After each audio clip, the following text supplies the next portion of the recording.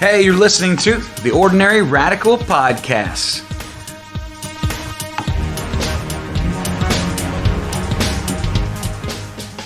Hey, you're listening to Ordinary Radical Podcast. It's like a monthly conversation between your host, Jonathan Hayashi, and the co-host, Brandon Boatner. That's me.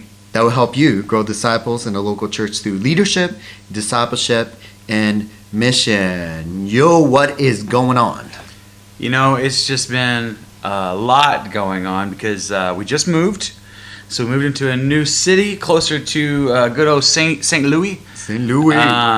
Working on church plant stuff and just figuring out some life, man. God is big, though. Dude, that's cool, man. I was just saying, like, man, I can't imagine moving. That would be like major anxiety attack for me. But, man, I heard something happen, like, you know, before you moved, and, you know, you have like a God moving testimony story, right? I have a God sighting that I want to share.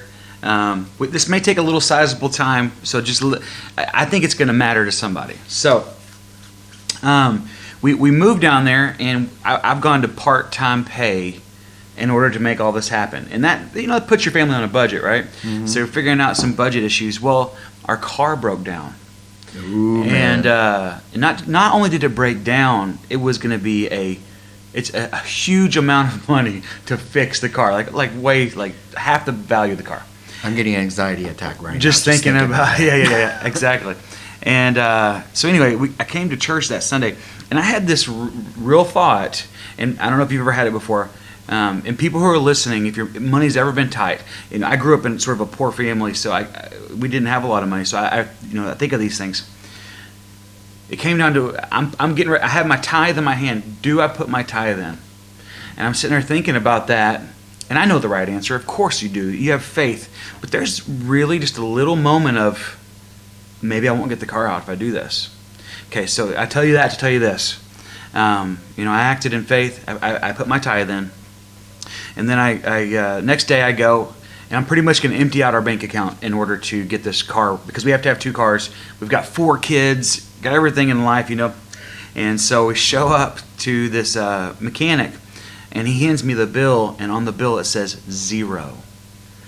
And I said, what? Why does it say 0? He said, I don't know who, but someone came in and paid for your bill. You're kidding. I'm not kidding. That is awesome. So I trusted God, and I just to lift up God and glorify Him a little bit. The bill for my car was over double what I gave in my tithe, right? So God more than multiplied by times 2 the money that I gave back to Him in less than 24 hours. And I don't say that to be like, you know, challenge God, tempt God. No, I say that to say God loves you, and you just got to be faithful and trust Him. He always takes care of His children.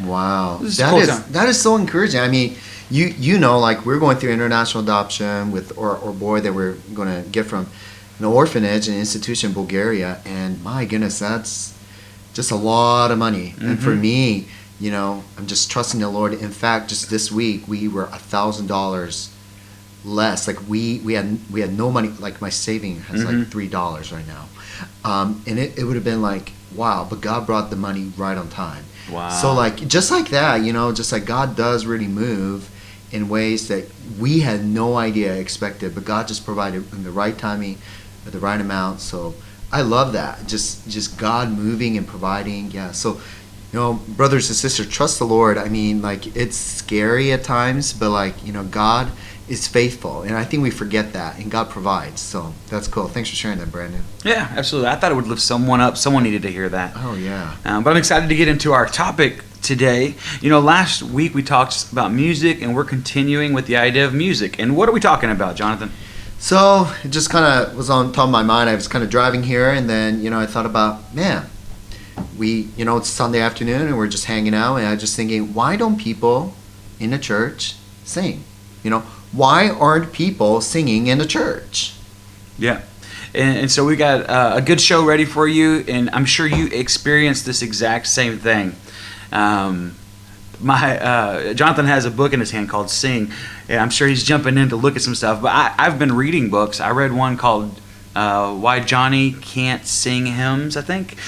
Some different things. And this is something that impacts. If you're a worship pastor and you're listening, I guarantee you've looked out on a Sunday morning and felt a little bit of discouragement because people weren't singing.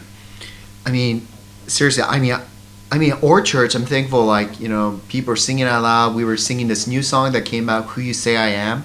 And it was just beautiful. Like, we put our mics down and people are just singing, declaring, I'm a child of God. Yes, I am. I am chosen. I'm not forsaken. I am who you say I am. It's beautiful. It's this declaration to the Lord.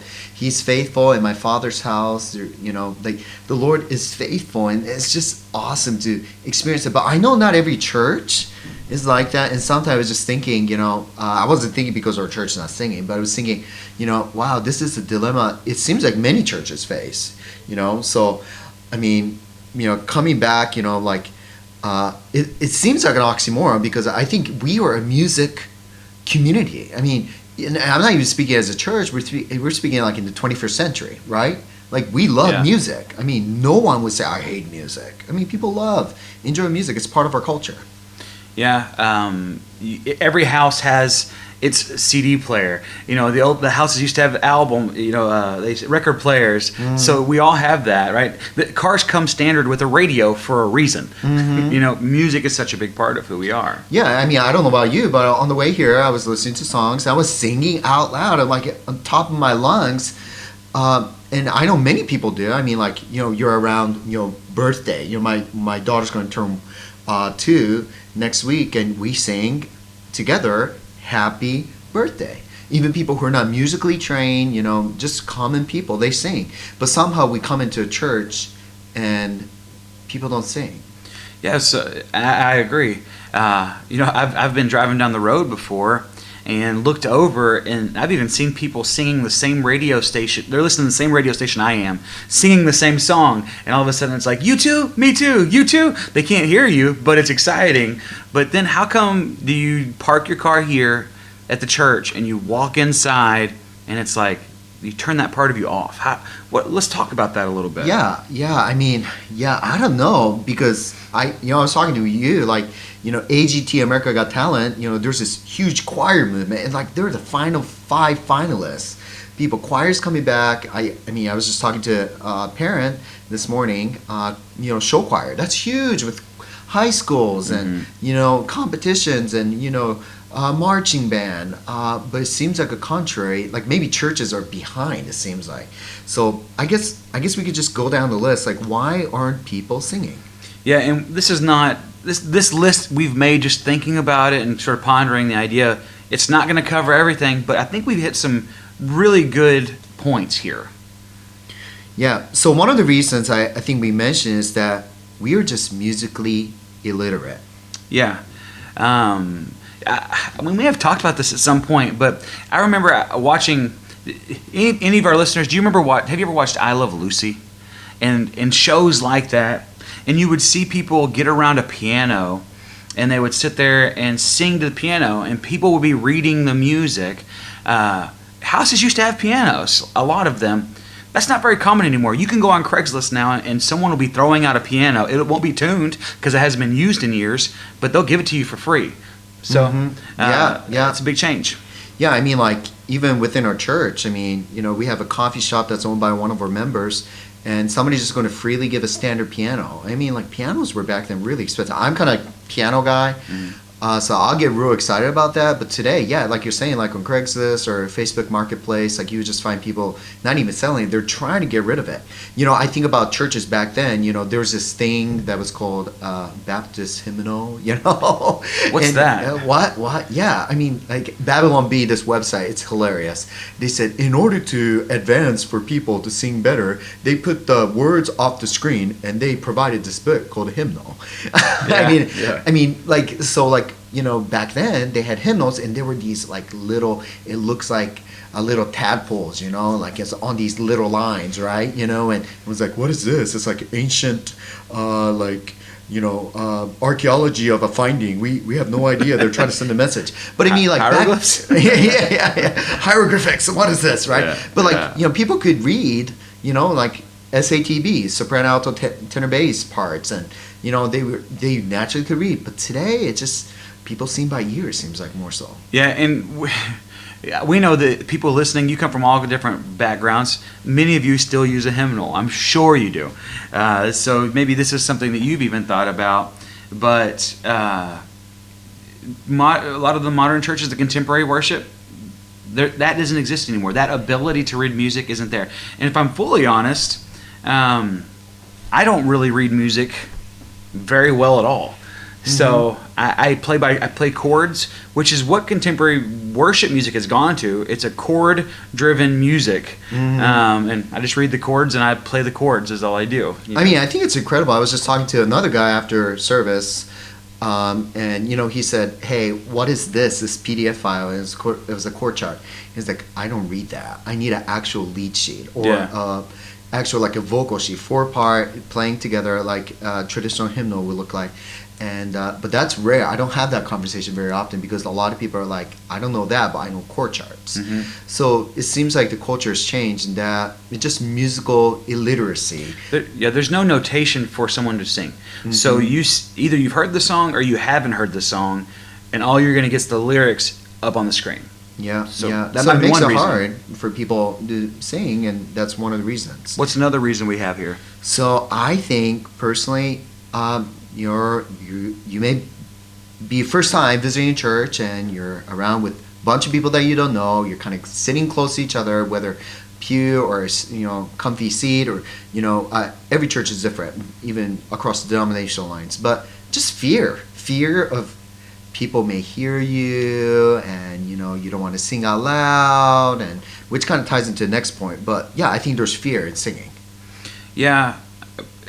There's fear in everything anymore, right? There's fear in speaking. There's fear in, I think we talked about the greeting time. Some churches have it, some don't. There's fear saying hello to people now. You don't want to shake hands. You don't want to see eye to eye. I mean, I get it. Like we have 3 different services. We have like 600 plus people, and it's fearful. I've been there 4.5 years, and I greet somebody who's like, "Hey, welcome to our church. My name is Jonathan." Well, I met you like 3 years ago. I'm like, oh, I mean, like.